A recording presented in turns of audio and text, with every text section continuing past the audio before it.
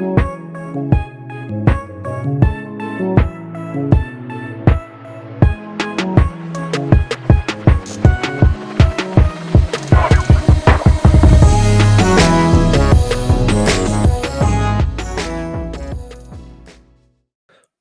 to another episode of the No Ceilings Podcast. I'm Tyler Metcalf, joined as always by Tyler Rucker. Rucker, it's been a minute since it was just us. How's it going? Yeah, it has been a minute. For everyone that's been paying attention, we had the mock draft feed go out last Friday. Yep. It's been, it was only last Friday. It seems like that was a month ago. It's been a minute. I'm really excited to be back with you, Metcalf. We did a couple podcast episodes. Shout out to Topic Thunder.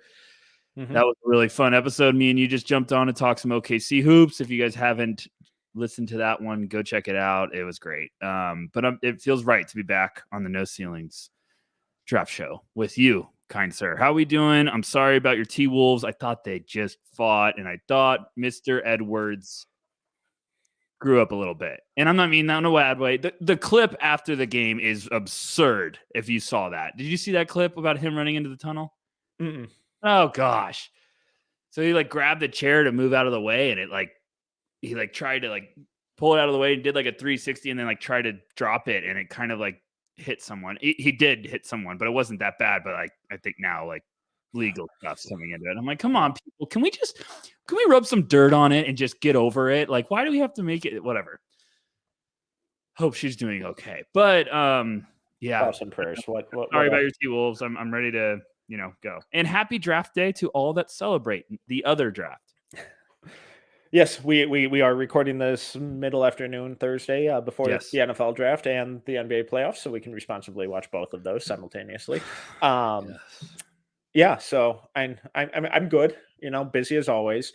Dodged a massive bullet at the gym earlier today. Was just ending my workout with 10 minutes of just shooting around, finishing up a podcast, and this 17, 18-year-old high school kid comes over and asks if I want to go one-on-one. I haven't played one-on-one in 7 years. I would have paid for that video. I would have paid so much. You could Blake check it. Oh, gosh. I was like, oh, I'm leaving in 5 minutes, man. Sorry. Otherwise I would, but can't today. So appreciate you recording with me earlier. Otherwise I might be in the ER right now because some high schooler just embarrassed me and ruined my knees even more than they already are. So appreciate you. Yeah. I mean, I might just keep, that was actually me. I'm paying for that kid to I would say, okay, go back and try to do that again. I don't know if someone challenged me right now, I'd probably say yes. And then realize I'm in for a miserable day. And then I'd probably have a deep conversation with myself, look in the mirror after I lose by 10 and be like, we got to start training. We got to get back in that smoke. So, wow. Proud of you for saying no. Sometimes you got to just commit to the pot, the grind. Yeah, well, I saved a lot on medical bills. So we got a full slate today. Really going to be, it's going to get messy. But yeah, it is. A little bit of housekeeping up top. If you've really enjoyed if you've been enjoying this pod and want to tell your friends, want to help us grow, want to make sure other people can learn more about the draft and have a good time and hang out and help us kind of keep building this community, please leave a review, leave a rating, subscribe. It does wonders with the algorithm and all that stuff. And if you have, we love you. We appreciate you. If you haven't, we still love you. We still appreciate you. Thanks for listening. But today, it's an episode that we've kind of been putting off, and we just kind of have to rip the Band-Aid off and get to it. So today we're breaking down Ausar Thompson. We're breaking down Ausar Thompson. And then at the end of the show, we're going to be updating the green room, which is long overdue. But when we talk about both these guys, Rucker, I want to try and minimize how much we compare the two because I think they're such significantly different players. I wanted to do them in the same episode though, because they obviously played on the same team and played for Overtime Elite. And I think kind of combining them may help listeners if they're doing their film dive. It kind of helps them keep everything a little more efficient and kind of kill two birds with one stone. So do you want to talk about the OTE experience overall first before diving into their games, or do you just want to get into a men's game? We could do any way you want. Here's what we need. There a disclaimer. Everyone's got to buckle up with this one. This is going to get sloppy. Me and Metcalf have kind of tried to brainstorm because we know this is the hot topic. It's not even Brandon Miller versus Scoot. If you've been following the trends in the draft community, now it's everyone's wanting to debate about the Thompson twins. There's been some tweets out on Twitter. There's been some conversations on YouTube. It's here. It's finally, the powder keg is erupting because everyone wants to talk about this and everyone's trying to debate and battle for the Thompson twins. Some people that have been watching them all year and evaluating we're passing along what we've been hearing. And it's going to be ugly for some diehard fans out there. I'm sorry. But me and Metcalf, what I'm trying to get at is we were trying to plan what we wanted to talk about first with this. And I have a feeling this one's just going to be all over the place. We're going to have to spill all of our thoughts and try to bring it together. So we might be, it might not be a straight line. It might be a long, long road, but stay with us on this one. So Metcalf, we can start wherever you want. If you want to start with OTE, I'm good with that. I feel like we have to just start, slowly ripping off the Band-Aid with this one. And then all of a sudden the picture is going to get clearer. So you tell me what you want to do. I think our thoughts on the overall overtime experience will kind of come to light as we talk through these guys. So the listeners are here for the breakdown of both these players. So let's just dive into a men's game. But first, let's take a quick break.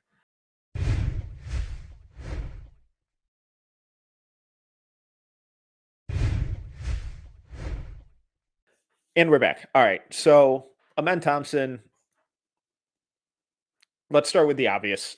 Freak athlete. Really, Yes. He's going to be one of the best athletes in the league the second he enters the league. For most of the season, he's been kind of top 3, top 5 for a lot of people. He might be lower for some others. When you watch Amen, what really gets you excited about his game? First step, I'm trying not to be obvious because everyone's going to be like, well, he's athletic. They're all athletic. They're entering the NBA. The athleticism is fantastic. The explosiveness, the first step, the ability for him to, when he wants to get somewhere, it is tough to stay in front of him.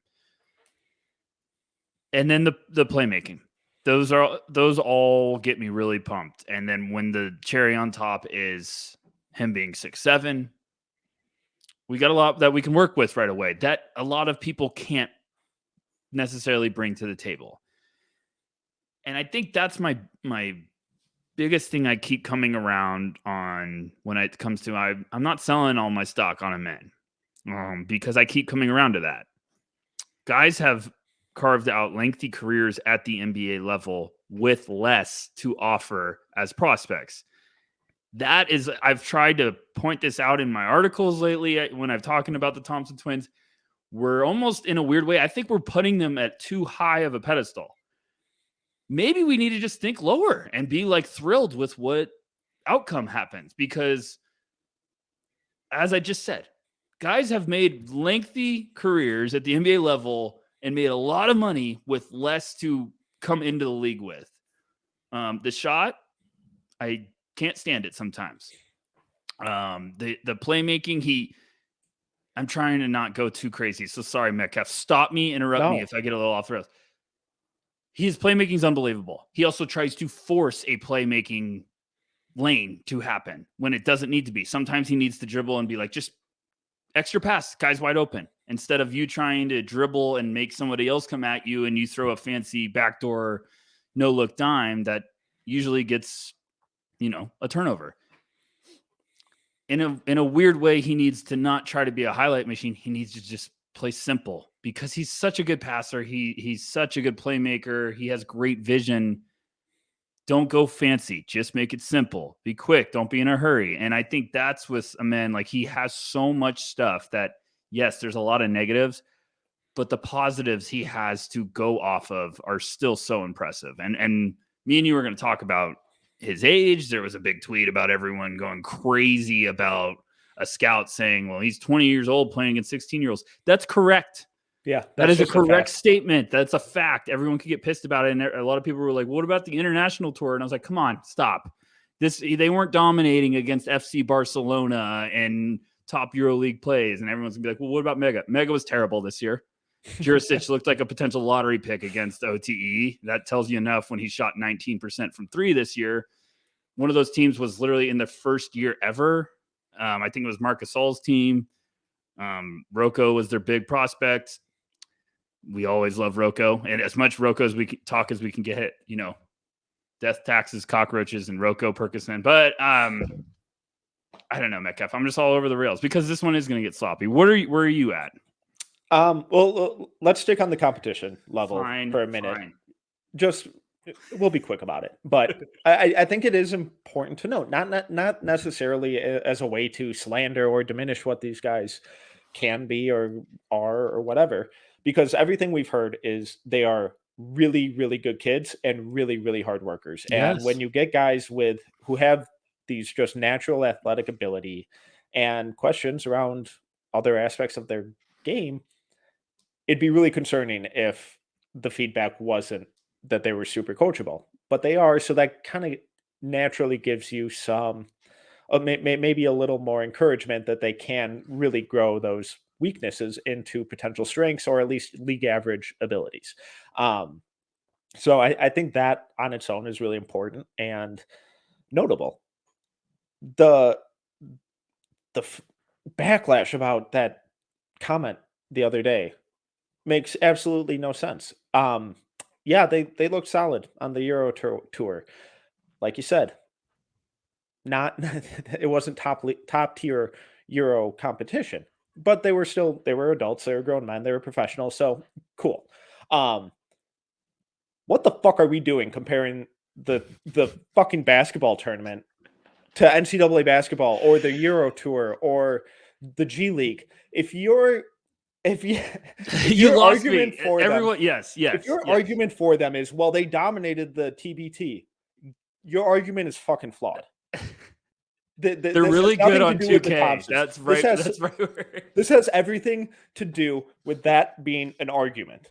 That argument is nothing. It means nothing. So get that shit out of my face. Now, talking about OTE, everything at OTE was catered to their success.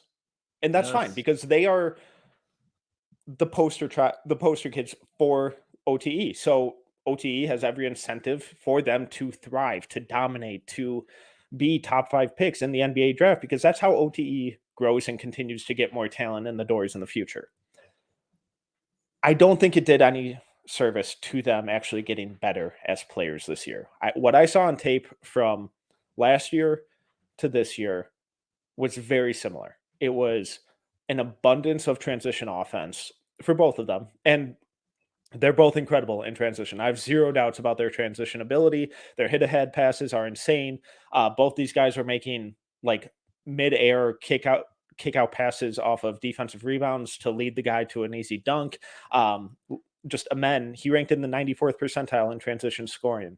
Now, just quick caveat, all of the synergy numbers that I referenced right now and throughout this episode are in comparison to high schoolers.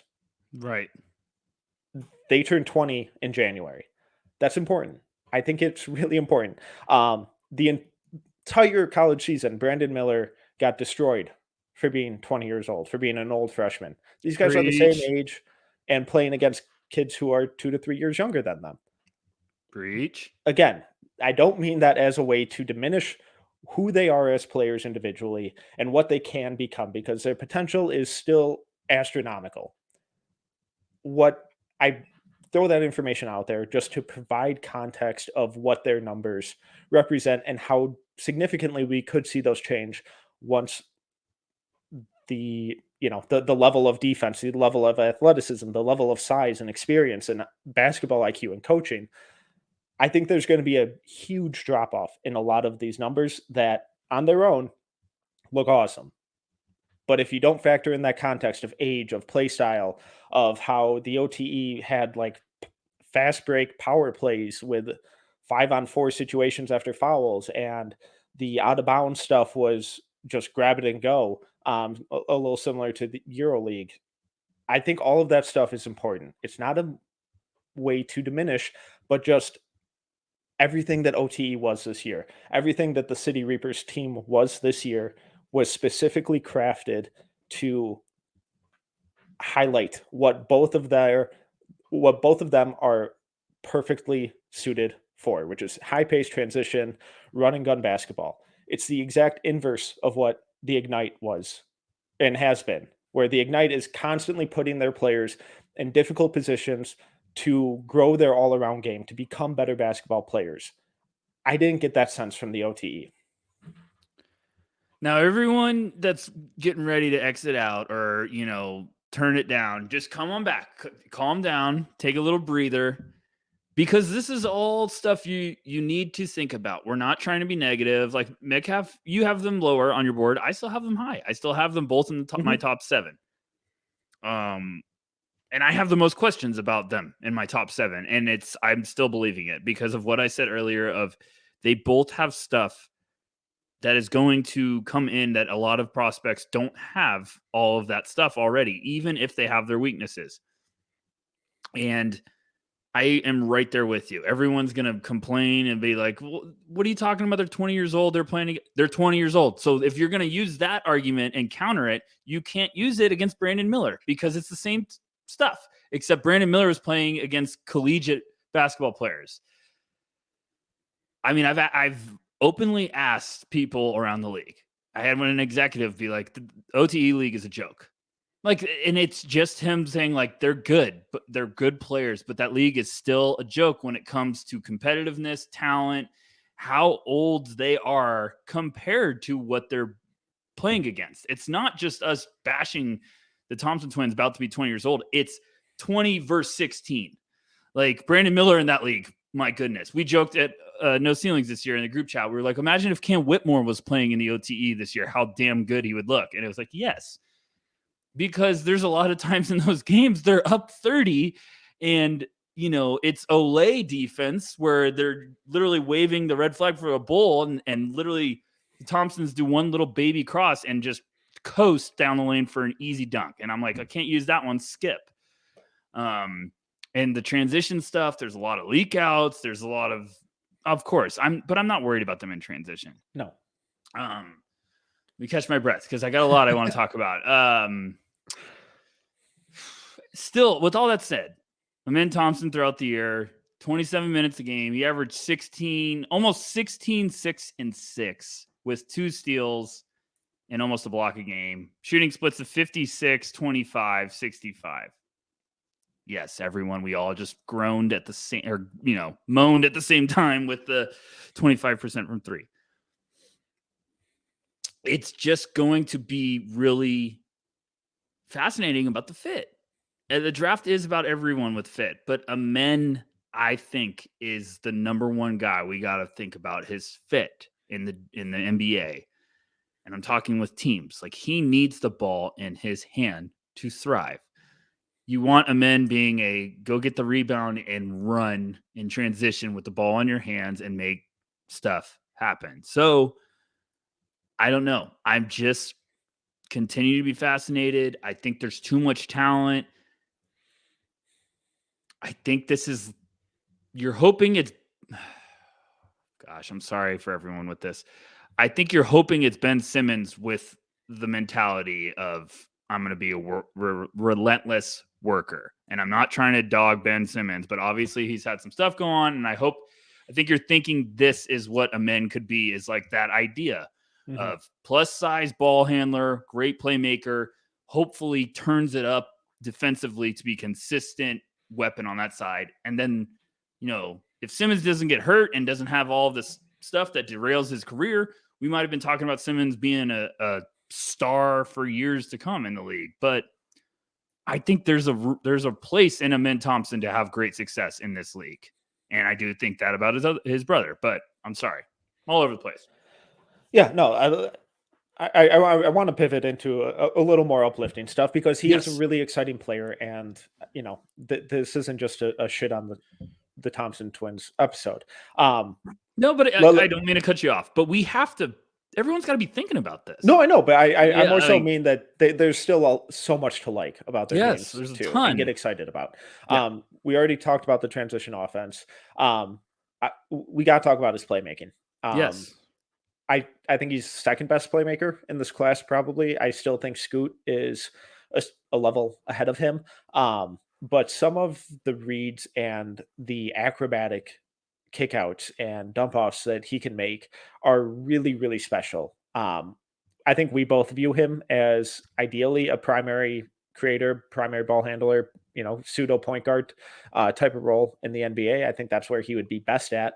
And a big reason for that is the combination of his athleticism, how he can collapse the defense, and then leverage that playmaking out of that. Where are you at with his playmaking overall? Yeah, I would still.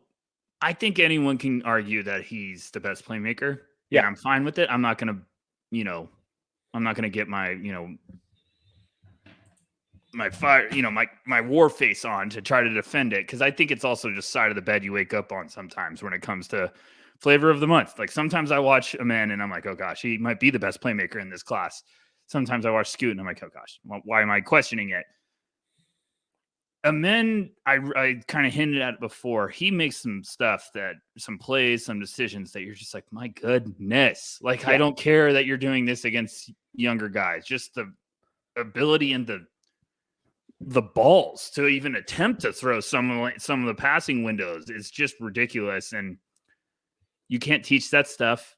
You can't find that stuff a lot because Mhm. it's just sometimes he's aggressively trying to get the window to open up. And that's, I think he's got to learn to balance that. And because it also leads to him over trying to find it and then getting Yes. into trouble and missing the easy extra where it's like I feel like I saw a sequence where he kind of started at the top of the key, tried to drive almost for like a right-handed like floater in the lane, but then like got stopped by three guys and he kept trying to over dribble to create maybe a dump off and missed that he had a guy right over his right shoulder for a 3-point shot. That it was just like it was an easy, just wide open catch and shoot for his teammate. But because he's focused on trying to find that assist, he misses it. That's where you got to get that balance figured out. And I think an NBA coach will literally stop and be like, look right behind you. Like just you have to understand that you can't always get flashy. You got to sometimes just be simple. And I think that's what his brother understands. But I think Amen has the talent to figure that out. I love his playmaking. The only negative I have is what I've kind of stressed of like he just needs sometimes to not look for the Pistol Pete Maravich highlight.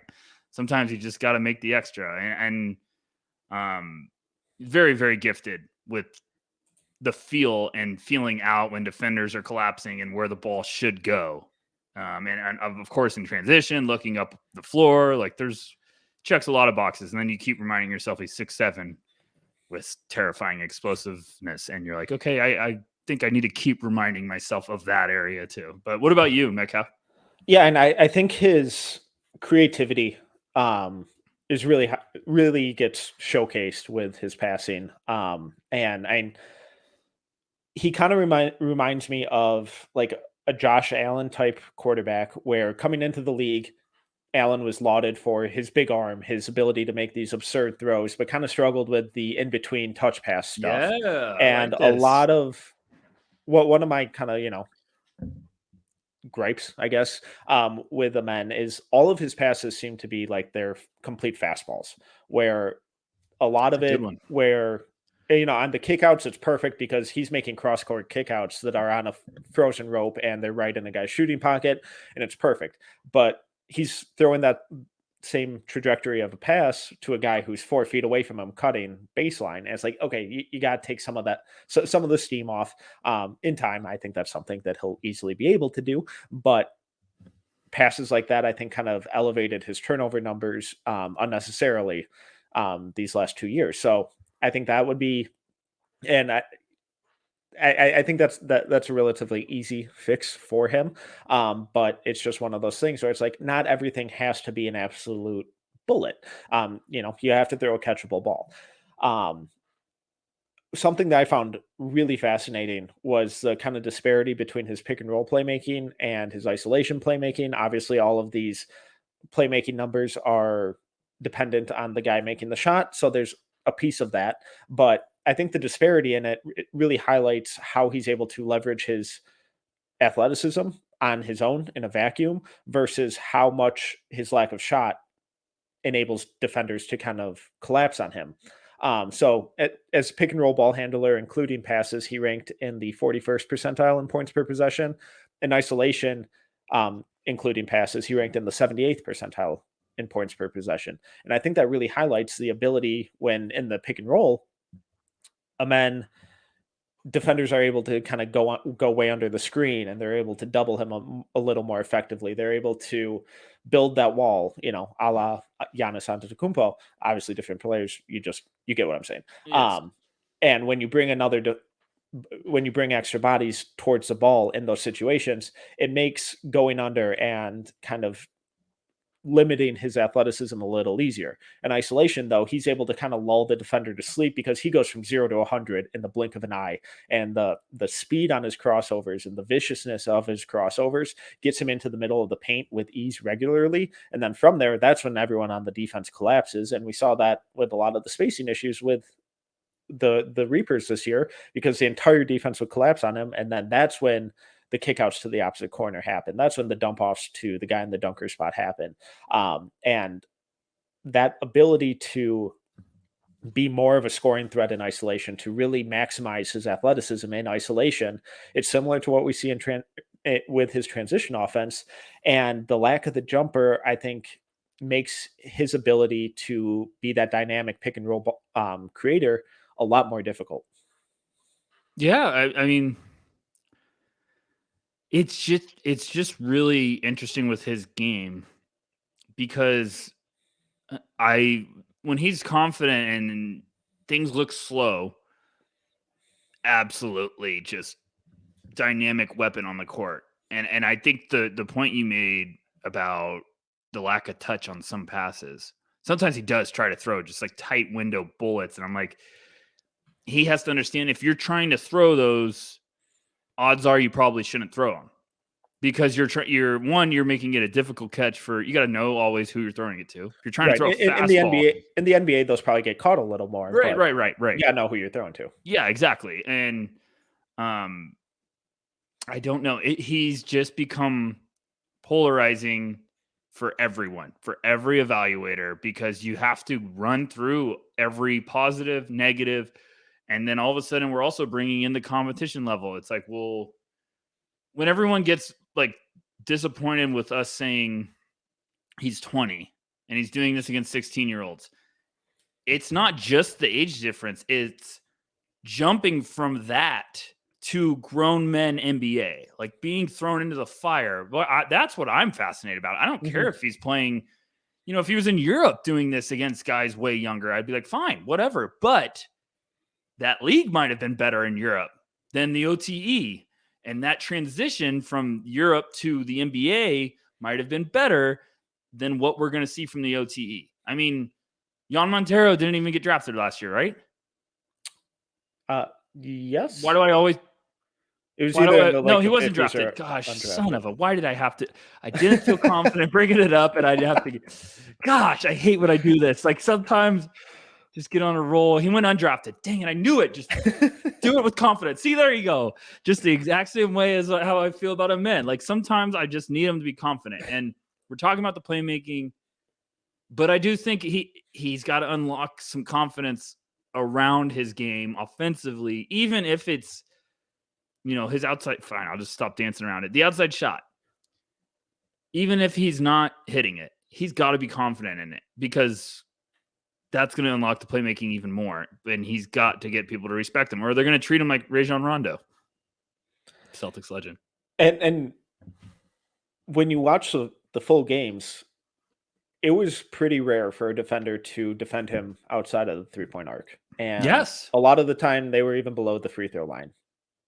That's really, really concerning. And just looking at his synergy, jump shot numbers, um, shot 27.8% overall on catch and shoots, Not great. 17.6% when guarded, 32.4% when unguarded. Almost 70% of his catch and shoot jumpers were when he was unguarded. And then he shot 29.6% off the dribble. Um, it's tough. It's tough. It's really And tough. I don't think we saw a whole lot of growth in his mechanics or his touch, or his willingness to take a lot of different shots. I thought there was a little bit more of like some mid-range kind of pull-up stuff, after he would like snake through a defense and confuse everyone and then just kind of turn around and be open at the elbow. I thought there was a little more willingness with that in his game this year than last year, but it wasn't much. And those are all terrifying numbers. And that's why everyone's gonna, the vicious OTE hive. We love you. I love everyone at the Overtime Elite. Like, we've talked to people Yeah. that work in that league this year, and they're absolutely fantastic. I think that league's Yes. on the right path. This is the second year, but we're evaluating them as prospects. Like, we're not gonna ever at No Ceiling sugarcoat just because we like people. We're telling the truth. That's what we're trying to do. And those numbers, numbers don't lie a lot. Sometimes they could lie, but those are a lot of numbers that don't paint a pretty picture. So there's two sides of the fence with the men.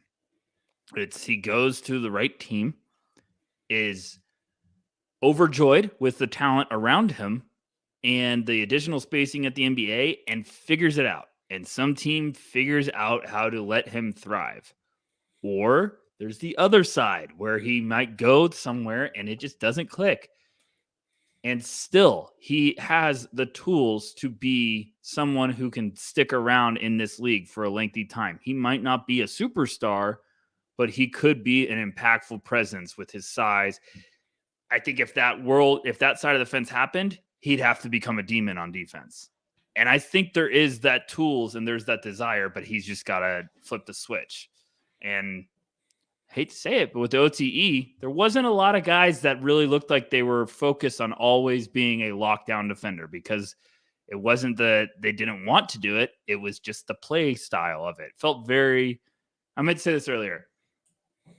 Their team felt like if you watched the freshman high school team trying to have the courage game of scrimmaging against the varsity team. Like, every freshman team, if they've ever done it for fun, they're always like, oh yeah, like we could take on the big boys, and then you quickly realize in the second quarter that it's going to be ugly very fast, because it's just different bodies, athleticism. The game's completely different. It just felt like that at times. Like, oh, stop, lob it over for a easy transition assist dunk. Like, there's a lot of that, and it was a lot of like, oh gosh, I don't even want to watch this. It's 30 points now. Like, that's all I got. All right, let's talk about his defense. I was really disappointed in it because the athletic tools are insane. He should be an awesome defender. The occasions when he actually locked in and was like, "I'm not letting you move," he was an awesome on-ball defender. I thought the off-ball stuff, it kind of felt like he couldn't have cared less about it, and he was just more eager to leak out in transition, that rather than make a rotation and be that team defender. I always struggle with this with guys as defenders where it's, well, when he locks in, he's awesome. Okay, well, why isn't he always locked in? Why isn't he always trying? Is it situation? Is it because of competition level? Is it because he just doesn't care? And if that's the case, then why would that translate to the NBA? Um, I'm cautiously optimistic about the defense because the physical tools are that good when he wants to fully use them. Where are you at with this defense? I'm optimistic. Think he was bored. He Yeah. looked uninterested and bored. And I feel like the whole time I was doing a deep dive, I was like, oh gosh, when does this get fun? And then all of a sudden you'd see one clip and you're like, whoa. And then it would just be like exactly what you're talking about, Metcalf, where it's just like locked in, determined, almost pissed off. And I was like, bud, where's this? Like, is this something? And then all of a sudden you don't see that for a while. And then it comes up again and you're like, whoa, okay. Like, and I talked about it on Topic Thunder, but I got to find the clip. There's a clip where he looks just foaming at the mouth, locked in defensively. And it looks hellish. Mm-hmm. And I'm like, if this is something we get at the next level, we're like, it's almost playing mind games with me now where I'm like, were they just playing at 70% this whole time and they're going to go to the NBA level and just when they get to 100, it's like, oh my goodness. And I think there is a world where we said that. But me and you, everyone can go fact check us. We said this in the beginning of the damn year. Me and you said they need to go this year and just kick ass in the OTE. Like, don't coast. They need to just dominate and put up scary numbers. We said that. And I was like, they need to go in and just ruin lives defensively. Like, when it comes to be constantly engaged. Like, they played 16 games plus the playoffs. Like, come on, just do that and go crazy. And they might have been in the top 3. And if they put up crazy numbers, I'm saying. And now, I mean, obviously the stats look good. 16, 7, and 6 for Ausar, 16, 5, and 5.9 and 5.9 for a men with 2.3 steals. Yeah, they sound good. But I just feel like there was another level they needed to hit. I feel like they should have been putting up Cam Boozer, Cooper Flag-esque numbers of what we're seeing those guys do in EYBL play. And they have the athleticism, they have the experience, they have the tools to have done that. It just kind of felt like they were like, hey, let's just get through this season. And the fact that they put up those numbers when we think they're coasting, so, is a real testament to how talented they are. It's just frustrating when you have to pull those performances out of guys. And I don't know. I worry about how many of those kind of defensive bad habits have been ingrained and how easily they can be worked out of them. But that's where fit and landing spot kind of keep coming back into this. So when we think about a man and his landing spot, where are some of your ideal ones for him? I still go to San Antonio. That's probably the one.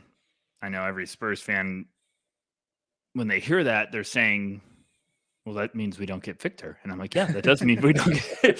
So, I mean, that's still one of my favorite ones. And so I'm know there's some different stats. I just want to focus on men. I know there's some different stats all year. Like, I've seen he's averaging 16, 6, and 6 at other sites. His per 36, if everyone wants to try to come at me for that, he's averaging 20.8, 8, and 7, almost 28 and 8, which is pretty good. But that would put him down to 23% from 3. Fits. San Antonio for sure. Where else? Gosh, this is where it gets ugly, Metcalf. I mean, let's just run through them. Let's just run through some teams, and you tell me. I'll just say a team, and you tell me yes or no. Is this fun? Okay, we'll have some fun. Detroit. Absolutely not. Does it not make sense, though? I feel like it kind of might if they were like, we're going to play you off the... Okay, whatever. No, I hate that. Houston? Yes. So my big thing with him was... It might make sense there. I like it. Udoka would have some fun with him on the defensive side of the ball. Now we're cooking with something. Now we're making some stuff happen. So that's my thing with him, and where I want him to land is somewhere that has structure and where he will be held accountable. I'm not. Do not get me wrong. I do not think Houston has any organizational structure right now. I think they just got some structure, though. Way. And that's going to be a coach who's going to hold him accountable on both ends of the floor and put him in the right spots. And there'll be a team where he can go in and play point guard. And Jabari Smith can finally get someone to pass him the ball. The pick and roll with him and Sengun, hopefully we can see a little more offensive creativity and ball movement there. Jalen Green's offensive burden will be lightened, and he can play a little more off ball and then use his athleticism to, attack, be that second side creator. If that coaching hire made me more optimistic on his fit with Houston. Sorry, that was long-winded. No, that was really well said. I actually That might be my favorite fit now. Houston Rockets fans don't want to hear that because that means they didn't get Victor or Scoot. So I'm just trying to say, like, you got to start opening up. San Antonio, we just talked about. Yep. Charlotte. No. Couldn't hate it more. Portland. Nope. Orlando. Nope. I don't hate it, but I don't hate it, but I don't like it. I'm not over the moon. Indiana doesn't make sense to me. Pacers fans can call me out. Washington. So my thing is that Washington hasn't been able to develop a draft pick in the last 20 years. We get how you feel about Wizards fans. I still love them. I have no issue with Wizards fans. The problem is they've taken the right guys. I think they just haven't developed them. No one's gotten better there since Bradley Beal. Sorry. So it's a good quote I always say. All right. It's a good quote I've always heard, and I'm sorry for my language, but someone said, if you keep thinking people's are assholes, you're usually the asshole. So if you can't develop everybody around Bradley Beal, maybe it's time to move. I love Bradley Beal. We'll stop there because I don't think Utah's taking him. Maybe they would. I don't hate that. I don't hate it, and I probably hate Dallas though. So we'll stop at the top 10. I hate that more. And I don't hate Utah, but that's my point. Okay, we did 40 minutes. Do you want to shift? Any last thoughts before we switch on to Ausar? No. I think we covered it. Okay. I'm gonna ask some questions now. We're gonna flip the script. Twins, Basil, Twins. Okay, Ausar. We know how you feel about Amen. Yep. I'm shocked you're not a little bit more in on Ausar. What is your big picture and what's holding you back from Ausar? I have him at 6. Okay. I love him. I'm just really buying it. I'm buying it a lot. I'm buying his skills transitioning more than Amen. Amen, I have 7. I've said this earlier. So I've had Ausar above him for pretty much the whole year. No ceilings can go back and check the group chat in the beginning of the year. I think I threw that to Corey on the side. I was like, I'd like Ausar more than Amen. You've been on that for a while. Yeah. So what's holding you back? Because you just did your deep dive. And I feel like that's why we're doing this episode, because I was waiting for you forever to do your deep dive. Now I'm ready. Now you're ready. But I also feel like it takes a very mental part of like preparation to get ready for the OTE film dive. So you hit it. Yeah. Okay. So I'm going to talk about the good. Yeah, good. I thought there was a lot more improvements with his jumper than Amen's this year. I thought his mechanics were a little more consistent. I have a little more faith in him being at least like a league average catch and shoot guy. It still wasn't great this year. I thought the pull-up stuff was really brutal from him, but I mean, just looking at, he shot 30% off the catch, 32.8% off the dribble. Not good numbers, but better. They're trending in the right direction. There was work put in, and I think we could kind of tangibly see a difference in his shot from last year to this year, which is really encouraging. I really like him as a cutter. I think he moves off ball really well, really good offensive rebounder. I love all of that, even if some of the offensive rebounding stuff can be a little reckless. I want to chalk a lot of that up to just kind of situation and environment of just what OTE's play style was. Transition offense, awesome, similar to Amen. Not quite as flashy and dynamic of a playmaker as Amen, but I think his connective passing is still really good. A lot of his passes lack that zip that Amen's do. So like when he makes those cross-court passes, there's a little more loop on them. Still good vision, still good decision-making, kicking out of drives and all of that kind of stuff. But I don't think there's necessarily the upside as a playmaker. My big thing with him is I think his defense is overrated. Oh, wow. Okay. With Ausar. Yes. Not that it's bad. I'm not saying it's bad. I think it gets overrated because of how good of a defensive playmaker he is. His hands are insane on defense. His ability to pick guys' pockets, to jump passing lanes, I think that's all really impressive. What really, really bothered me, every defensive rotation he made as the low man, he's swiping at the ball. Every single one. There wasn't one instance where I saw him rotate and wall a guy off, to go vertical, to challenge a shot at the rim. So you think that's just Scratch that last part. He did challenge guys at the rim, but whenever he was rotating and a guy would cut back door and he was always swiping at the ball, and it either resulted in a turnover or the guy getting a layup. okay? I actually understand what you're saying. So you're saying he's the gambling man Yes. for playmaking. Hold please for thought.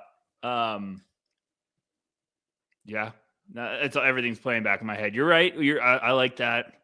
I still think, but see, don't you think that might be an area where, gosh, now I'm going to be talking like his agent. Well, don't you think?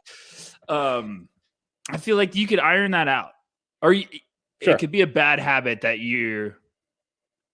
I do believe this is a good saying with all these coaches and development of guys. They'll be like, I want to bring the reins back. I don't want to try to encourage a guy to play harder. Yeah. So like I feel like you could easily be like, come back a little bit. Gosh, Metcalf, I love you bringing highlights. So go ahead. Like this one. So he's low man, good on rotation, but instead of just playing defense right here, he just swipes at the ball and gets out of the way. And I think his teammate gets called for a foul there. That kind of stuff happened a lot. And if you have the athleticism, what the heck are you doing? Right. Like every time you should be inviting everyone to the table. And at this instance, the table is at the rim. Like, come on, try me. Like I'm going to block your shot. I get it. And I think that's the frustrations we're talking about on defense. That's just like a little teaser, but there's a lot of those where you're just like, I need the fire. And the fire either needs to be always on at the NBA level, or if it's not, they're not going to be on the court. They're going to be on the bench. Like Tom Thibodeau would not putting them on the court if they had one sequence like that he'd be like, no, absolutely not. And that's just an example. But I'm saying when they're engaged and they're wanting to be a playmaker and pissed off and playing like life or death basketball, I think they're special defensively, but it's not often. Yeah, and my irritation was I almost wanted to be bored by his defense, and it was always something where I was like, "Oh, awesome play, running out, getting a dunk," or you just completely whiffed on that gamble, and now the other team has a layup. It was always something, and there wasn't consistency with just good, solid team defense. And like on that clip I just showed, like I have no problem with him swiping at the ball, but why are you every time you're doing that, you're moving your body and getting out of the way in an attempt to spark the transition offense even sooner than it needs to be? It's like Ichiro, where he's fallen out of the batter's box as he's swinging in an attempt to get those extra 2 to 3 steps down the baseline as he beats out a grounder or stretch a single into a double. And not every play has to be a home run and has to be this earth-shattering highlight tape mix play. Just good sound defense that's consistent and deters guys from the rim is really valuable. And I kind of had this issue with Tari Eason at LSU because they were that entire defensive scheme was super high pressure, focused on forcing turnovers, getting out running in transition. His defense was I thought pretty solid with Houston his rookie year, and maybe this is just something that I need to kind of go back and reexamine. And it's like, okay, well, with more structure, with more direction, with more accountability, this is going to be something where, he's in the right spot there on those plays. And it's just teaching him, hey, you're going to have to absorb that contact and draw a foul or, just bump a guy off his spot instead of not every defensive possession immediately has to turn into a transition possession going the other way. I think you're spot on with that. I think you see it a lot. It's get out and run with that league, but that's where it gets me in that all-star setting where I kind of get annoyed where I'm like, gosh, like I get it, but we're literally just there's a lot of plays where I'm like, I can't even comprehend or I can't even file that in my head of like that was a great sequence because it's literally just a transition dunk. And like I know this happens. It's hard to. I know this happens with a lot of guys, but with them, like I'm looking at, they're averaging 16 a game, and I'm like, well, at least 6 of those every game were like easy dunks where it's 1-on-0 or 2-on-1 or 2-on-0. And it's like, if you think I'm crazy, I literally broke down every single bucket they had this year. It's like, I don't know. But I still believe I just can't get over the idea that Ausar has less to clean up, if that Yeah. makes sense. Yeah, no, I definitely agree with you that I think he has a higher floor, of the 2, Yes. where his baseline, I think it's a lot easier to envision him as a top 8 guy minimum in a rotation, and I think his ability to kinda be a little more plug and play, if you wanna say, is a little more feasible, and what he doesn't have to have the ball to succeed, because he does have better or more a higher level of comfort with his off-ball movement, how to operate without the ball, how to find those lanes to cut into and make himself available in the middle of the floor. And I think that does generally translate to the defensive end as well. I would say Amen's got the higher upside, lower floor, Mhm. and I think Ausar has the lower upside, higher floor. Yeah, Would you say that's okay? You would agree with that? yeah.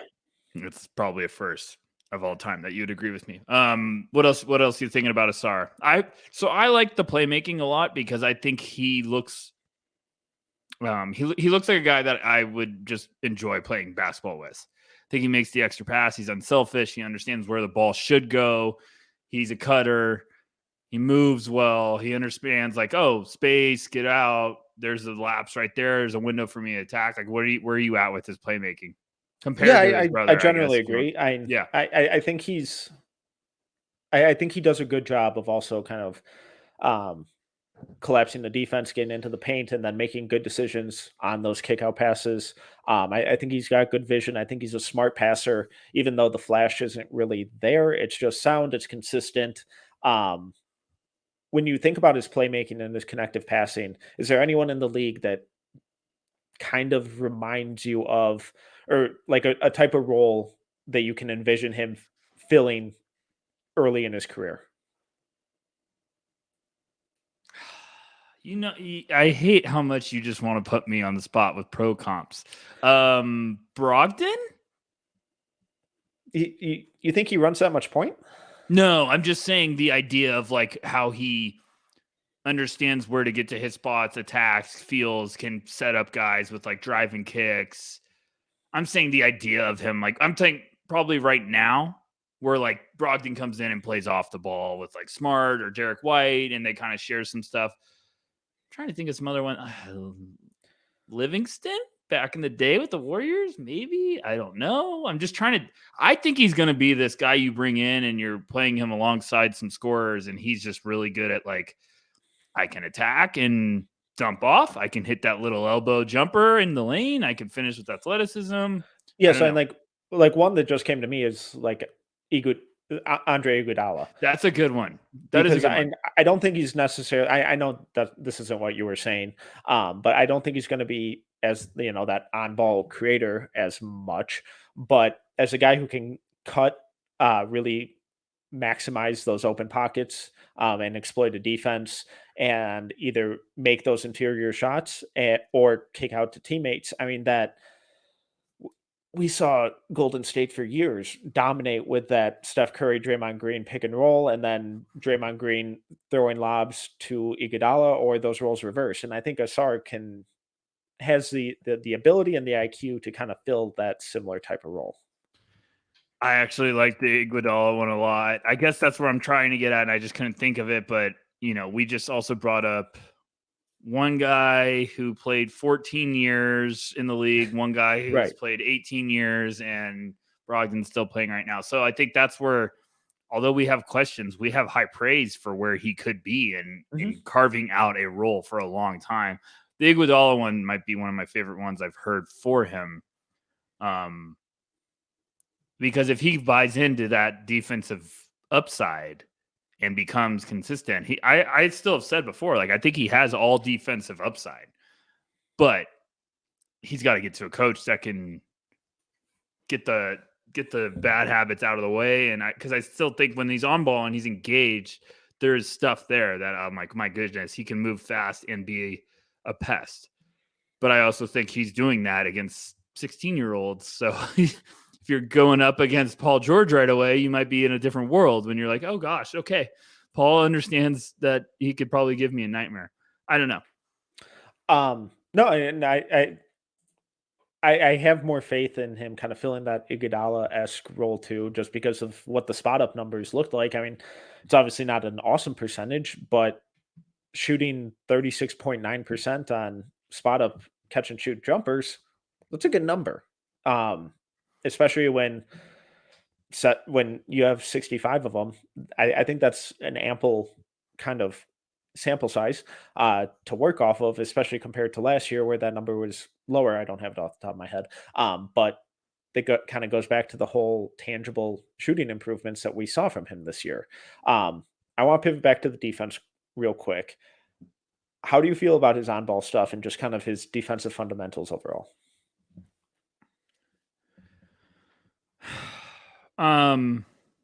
Really like the hands.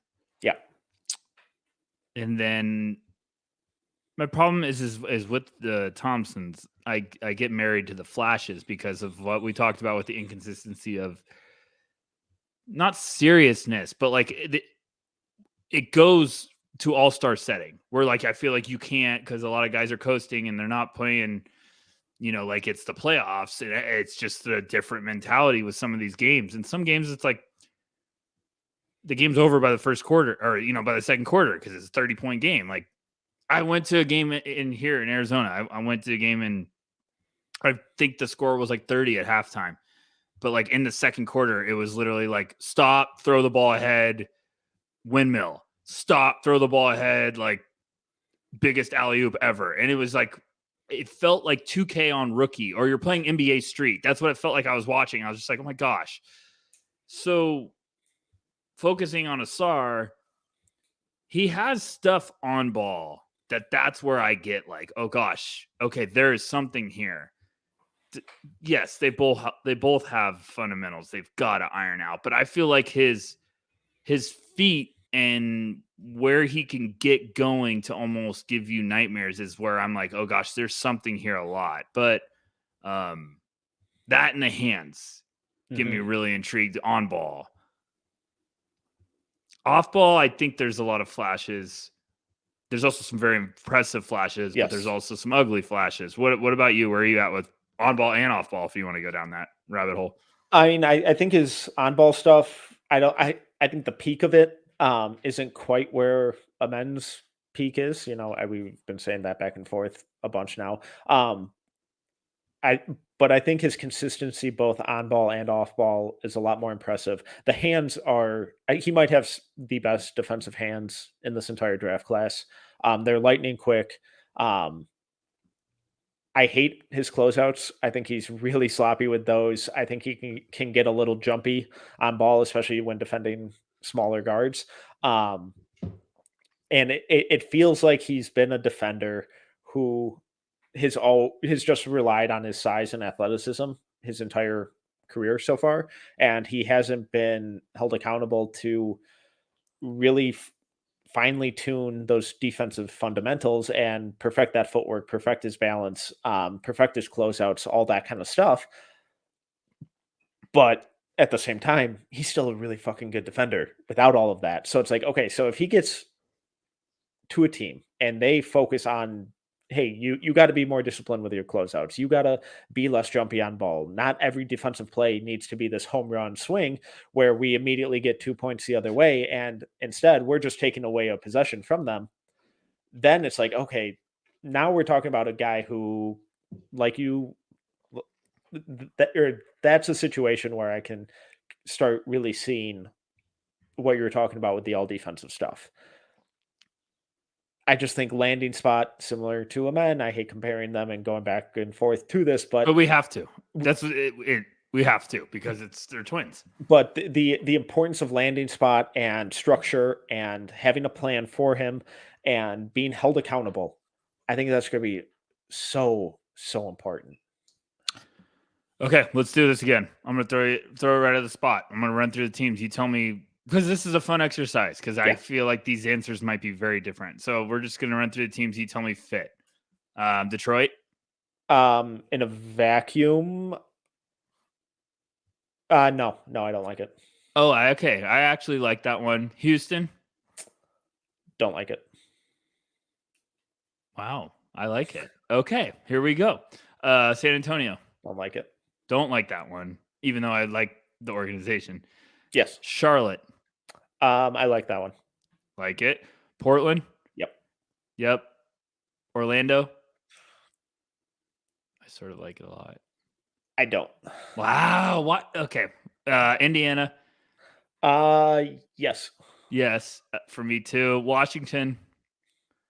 I guess. No. I don't like anyone there. Yeah, I like. Yes. Utah. Yeah. Dallas. Yes. So a lot of yeses. Why don't you like Orlando? Orlando Magic. Who is he taking And minutes from? I don't think he's taking minutes from anyone. I think he's becoming a very good piece for that rebuilding team. But we also might be creating the backcourt all over again. I feel like he's just going to be a wing that you're playing Yeah. with everybody else. That's like, I don't know. Right. So of that on that team that Here desperately we go. needs shooting There we and go. has that size and There has we go. good wing defenders, There we go. who is he taking minutes over? If I'm taking him, I'm also with that second Orlando pick, probably putting like Grady Dick, Jet Howard, or Jordan Hawkins in. So then I guess I'm playing Ausar and Jet Howard together, which sounds fun. Which sounds like a bit of fun. Sounds like a bit of fun. But that's, I guess, where my mad scientist mode goes in. But I agree. I understand. I do like him in Houston because I think if he played bad defense, Udoka might actually stop practice and just start screaming.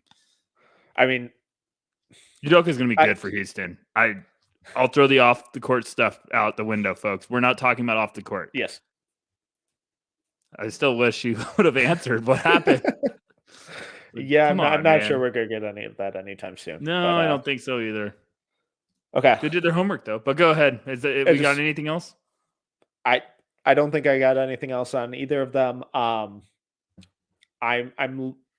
skeptical. I'm a little lower on both of them, and I so desperately want to be wrong. Um, I see the potential. I see the vision. I desperately want them to be the superstars that a lot of people really think they can be. Um, if I was a GM, I'm just not sure I'd be willing to stake my job on it. They're going to be the most fascinating. I also just wonder if someone that's picking later is going to buy into the gamble and be like, I'm trading up to go get him. One of them. And it would be funny because maybe they have that more security and they have a plan in place. I did that shocking face for everyone watching on YouTube because Twitter just notified me that I should subscribe to KOC and get their exclusive content. Kevin O exclusive content, So I that was just a shocker. I was like, "Whoa, Elon, calm down." But no, this is a good one, Metcalf. I was excited. Thank you very much for the Thompson twins. Yeah, and we have one more part of this. We went a little long, so let's get after it. You start it. All right, so it's the most exclusive club in the world. Everyone's dying to get in. Only 14 people and their entourages can. It is the No Ceilings Green Room. So, Rucker, we have slacked in our duties and updating this consistently. And we are far from a full green room. So I'm going to give you the names that are currently in there. We're going to figure out if some people need to get booted if their tab is run dry, and some people are ready to break through that red velvet rope and enter the club for the first time. So currently in there, we have Victor Wembanyama, Dariq Whitehead, Juris Walker, Scoot Henderson, Cam Whitmore, Amen Thompson, Nick Smith, and Brandon Miller. One more time, hit me with those. Victor, Dariq Whitehead, Juris, Scoot, Cam Whitmore, Amen Thompson, Nick Smith, Brandon Miller. Okay. Nick Smith's got a fake. We got to kick him out. Had a fake ID. Got away with a lot of stuff in the club. has been there way too long. Enough's enough. We gotta get it. We gotta get him out. Agreed. So he's out in my book. What Yep. do you agree? No, Okay. So Nick's sorry, out. Nick. Sorry, Nick. Go get a better ID. His just said McLovin. I think Tariq's out too. Agreed. I think Tariq hasn't paid his tab in like months, and it's like he's got to pay, and then they threw him out because they don't want to deal with it again. So his card keeps bouncing back. And... Card keeps bouncing. He's trying to write checks at the bar. It's not. They can't do it. So he's out. You there? You agree? Okay. Unfortunately. Okay. So we now we have 2 slots. And correct me, are we at 6? Yep, we're at 6, and we gotta get to 14 by draft night. So, well, this is what we do. Big time players make big time plays. Okay, well, do you have a nomination, sir? Before we just talked about a man. Are we holding firm on he's in? I think he's in. I agree. I think the vibes. I think the highlight tape. I think the upside. It's everything that the green room it aspires to be. Do you have a nomination, Mr. Metcalf? Well, let's go to Ausar. I think I thought they were both in. Okay, well, Ausar I have in. Okay. You have to agree. This is not a one person. No, makes I know. The rules. We have to talk this out. I am reluctantly agreeing because I see the vision. And is he on also the just fence? Having both of them in there? Yeah, I mean they're twins. It's a package deal. We can't split them up. I mean, who are we? I'm just both of them in there just immediately improves the vibes. I mean, Night at the Roxbury. If you ever seen it, if you haven't seen it, spoiler alert. When they split up the brothers and they start going off on their own, the movie's terrible. All the vibes go out the window. So you have to have them together. Agreed. Okay. Do you have any new nominations? The House would like to nominate Taylor Hendricks. Ooh. Okay. Make the case. I love Taylor Hendricks. I have him at 7 on my board, but make the case for why the green room. I think he's going top 10. I think it's a lock. Mortal lock of the decade, Try to bet it already on the sports betting sites. Give us an email. We'll start actually referencing you on the air. I will sell out to no sponsor unless they give us money.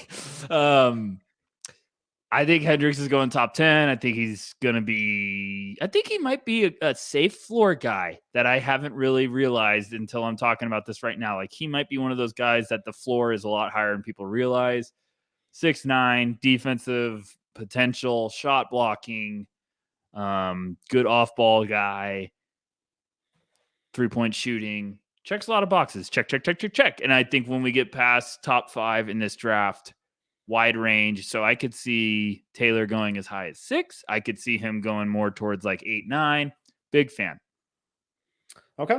And just for the record, just for new listeners who may be like, what the fuck is this green room thing? This isn't necessarily just our lottery rankings. Yes. Either. It's a blend of vibes, of upside, of potential, of skills, all of it. Plus we need Hendricks has been at Florida, so he's seen some stuff. So we need that type of wild card he's not going to get pressured by whatever weird stuff happens inside the green room because he's seen some stuff. He's going to have that flat line, flat heart rate. It's not going to spike or go down. It's just he's going to be like, I'm having a good time. Is he too boring? And I mean this as a compliment. Oh, that might actually be a good... Because everyone that's, come on. If you know what the green room, we have to get a little weird. We have to examine everything here. It's a club, do we need boring? Do we have to have a good balance of characters and boring? So Jarris is in there. I feel like Jarris and Taylor are kind of probably opposites, where it's just like they're both good dudes, but maybe one's a little bit more... Mr. Personality than the other. And I'm not saying Taylor Hendricks is a boring guy. I'm just saying they might be both just like, I'm just talking play style. They are also both of them. Yeah. Taylor's probably a guy where the bouncer, like by the third time is like T, what's up? Because he's just never going to get in trouble and they like him, you know? Okay. Yeah. I can get on board with that. Okay. Do you got All a right. nomination? Should we just do one nomination each and then we'll review? No, I'd say we just stick with one for this week, and Okay. I I didn't think mean the to next take couple the. of weeks we do a little better of like the last 5 to 10 minutes of the show, um, revisiting, Okay. Next week, removing if needed, and nominate someone else. Next week, it's your nomination. So now you have to Perfect. spend the whole week thinking about who you're going to nominate in your sales pitch. We're going to start making it official. I'm going to get some theme music. I told Metcalf I was working on a graphic for it. I started it, hated everything I was trying to design. So I was like, okay, hate that. I can't do it. So I'll keep working on it. But yeah, we'll do next week. Mr. Metcalf has the nomination. Perfect. Well, Rucker, this is a blast. Hopefully people learn something. Hopefully we don't get completely destroyed on social media, but if so, I'm ready for it now. Happy to converse. Rucker, plug away. Yeah, I'm ready for all the heat now. Like I'm no one cared who I was until I put on the mask. Thanks for everyone for always listening, for your support. It's been fantastic year 2. Very excited. Keep a lookout on some very big announcements coming up soon. Metcalf, good luck tonight with the NFL draft. Everybody with the NFL draft, enjoy it. Have some fun. Realize that the big real draft is right around the corner. I'm at Tyler_Rucker on Twitter. If you want to talk to me, send me some DMs on hoops. Let's get after it. If not, go NoCeilingsNBA.com. Absolutely free. Metcalf, that's all I got. What do we have? We have 19 days. As people are listening to this, it's 18 days until the NBA draft lottery. Oh God, that's fantastic. Almost 2 weeks. We're getting to 2 weeks. Oh my God. Unbelievable, baby. So that'll be a fun one. Gosh, I gotta get to work. I gotta start figuring out. Oh my God, there's so much to do. All right. Well, once again, I'm Tyler Metcalf. You can follow me on Twitter at TeamMetcalf11. You can find all of our written work, including my breakdown of Ausar Thompson's rim pressure, over at NoCeilingsNBA.com. It's 100% free. Just click that subscribe button while you're there to make sure that you don't miss anything that gets published Monday through Friday. Follow us across all socials at NoCeilingsNBA and on YouTube at NoCeilingsTV. If you enjoyed this episode, please make sure to subscribe, leave a review, and a 5-star rating. Until next time, see ya.